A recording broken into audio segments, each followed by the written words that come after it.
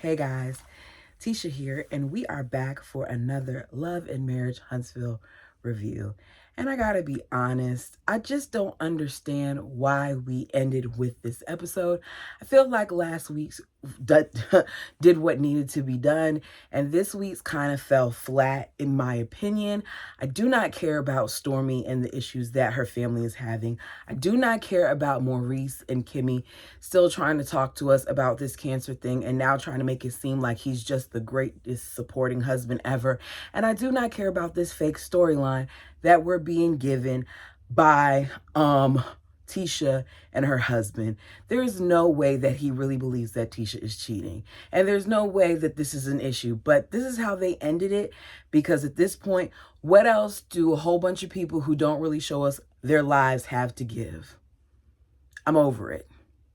Anyway, so we begin the episode with Stormy and Courtney riding the bike in the slingshot. And of course, both of these vehicles are extremely flashy. Stormy is still trying to mend things with her mom and her aunts. And as a way of doing so, she wants to plan a fish fry in Mississippi with her family to bring everybody together, even though she knows nothing about frying fish. This was pointless because we do not care about Stormy and her family.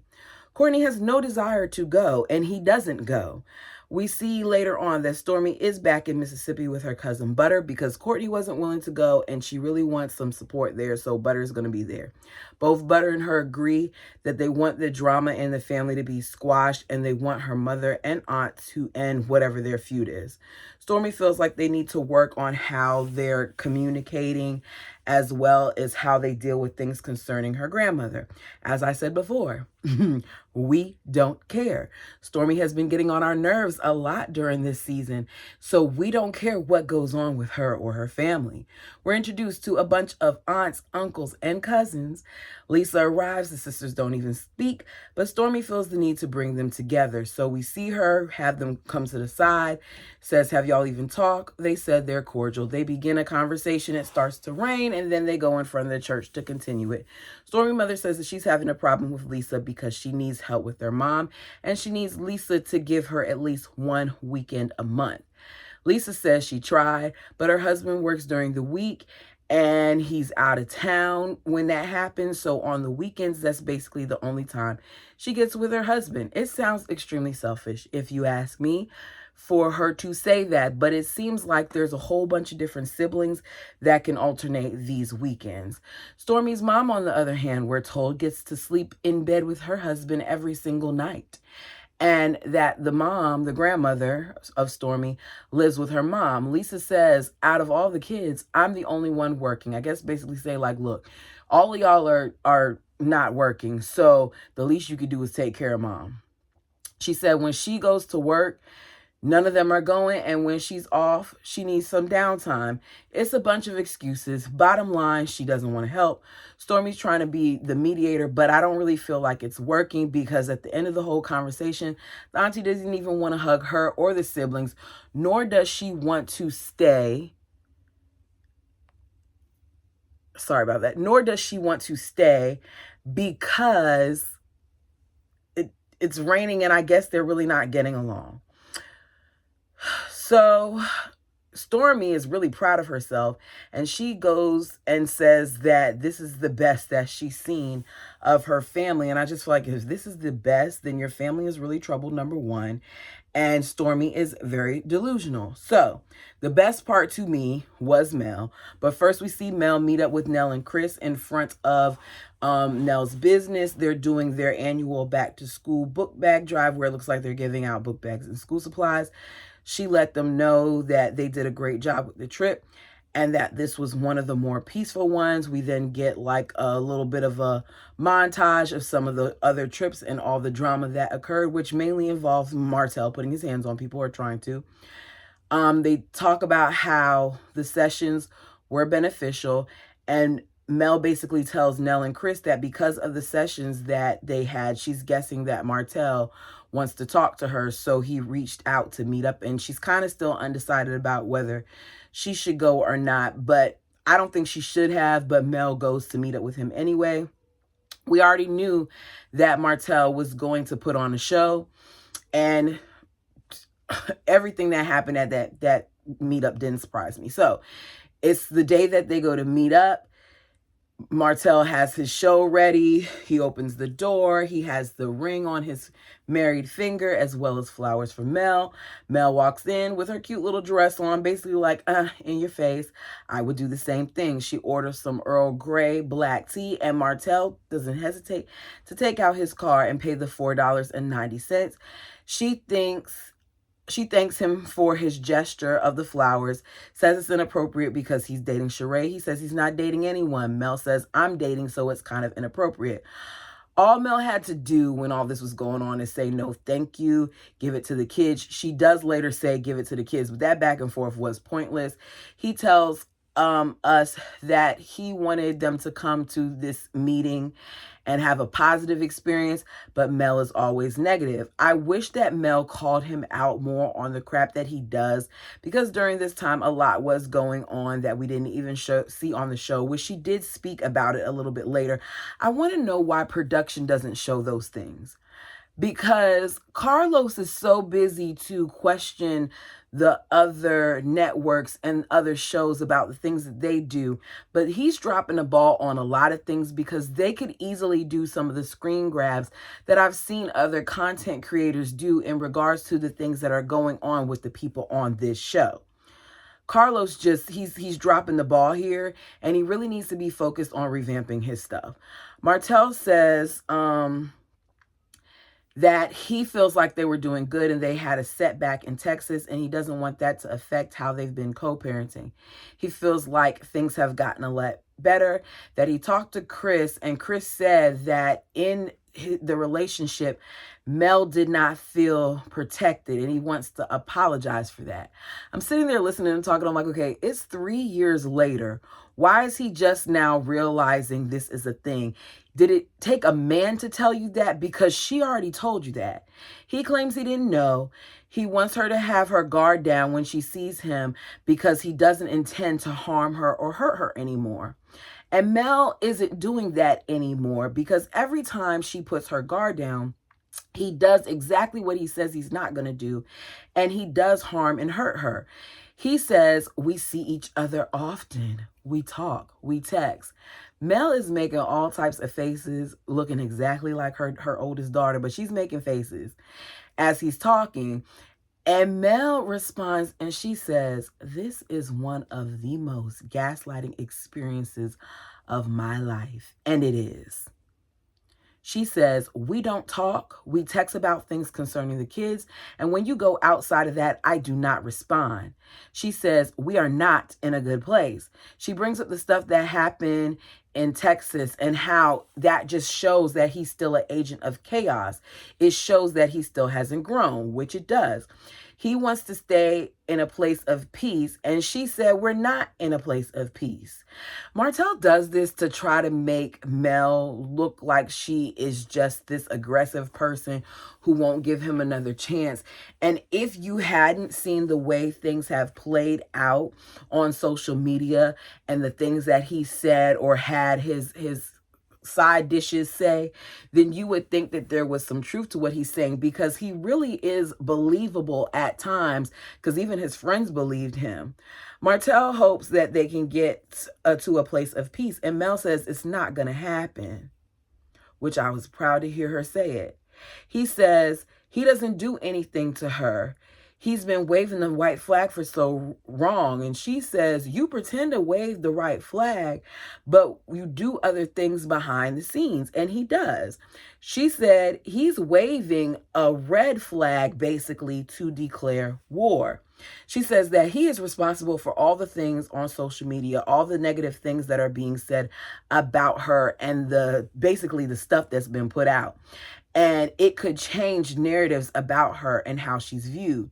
He allowed for all that stuff to happen and others to attack her. He puts a battery in people's backs. He calls it a mistake and says he's sorry. Mel says, no, you're not. You continue to put the battery in the back. And a lot of things that are being said comes from you. They go back and forth. I'm not going to say all that was said because it's the same stuff that gets repeated a little bit from last episode. He said if he knew what he did was going to destroy his family and put them at odds like this, he wouldn't have done it. She said, did you think I was going to be Mary Poppins? He said, it's been taking a toll on her, him, and the children. And that's the part I really feel like that's part of the reason why Mel gave him so many chances for so long, because she knew that the separation was going to affect her children in different ways. I think her children were privy to some things as far as maybe them not getting along, but I don't think that they knew the extent of the situation. And this kind of like really put things into the forefront and has caused some things to happen, because children do respond differently when their parents are separated. I think that Mel let him get away with so many things in the past. We've heard some of the things from last week, all the different cheating and stuff like that.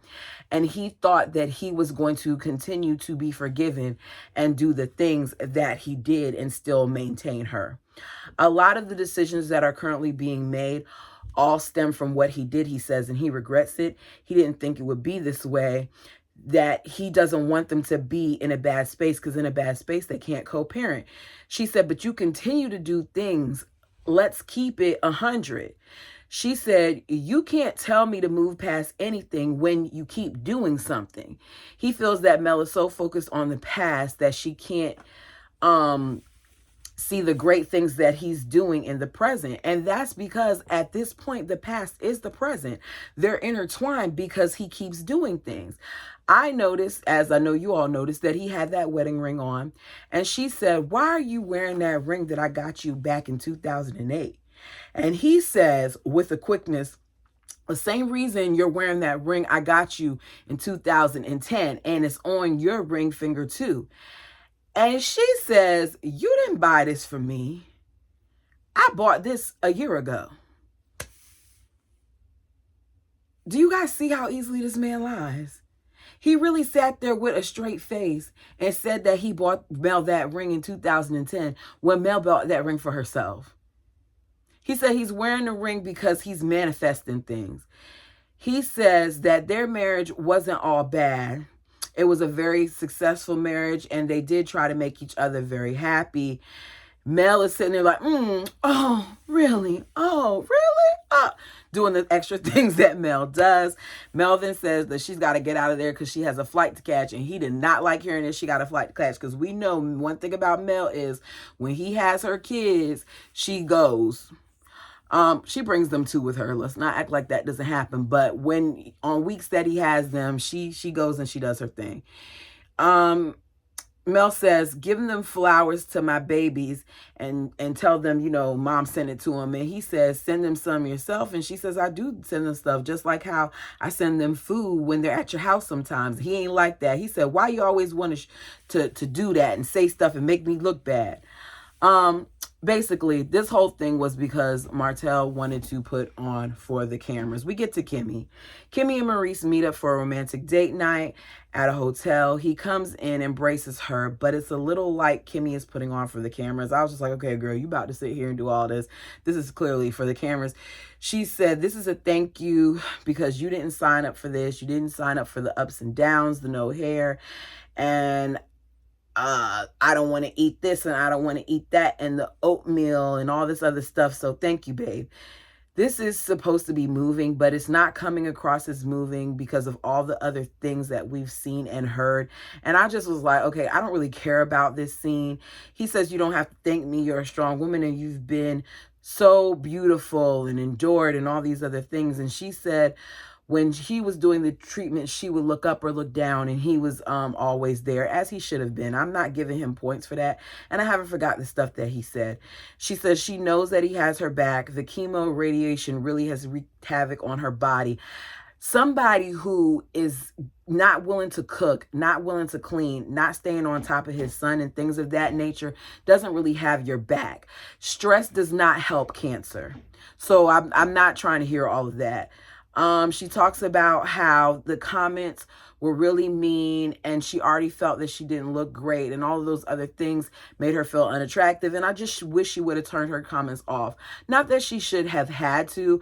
Try not to be insensitive, because I think that the people who took the time to go under Kimmy's comments and make statements about her appearance, you're very flawed. There was no reason to do that. She then presents him with the picture that she did from the boudoir shoot, and he really likes it. He says how beautiful she is.